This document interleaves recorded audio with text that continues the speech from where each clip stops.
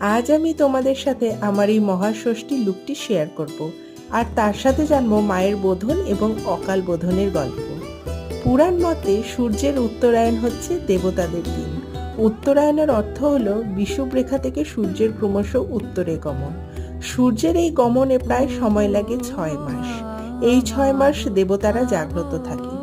অন্যদিকে সূর্যের দক্ষিণায়ন হলো দেবতাদের রাত, অর্থাৎ বিষুবরেখা থেকে সূর্যের দক্ষিণে গমন। স্বাভাবিকভাবেই তাই এই দক্ষিণায়নের 6 মাস দেবতারা বিশ্রাম নেন।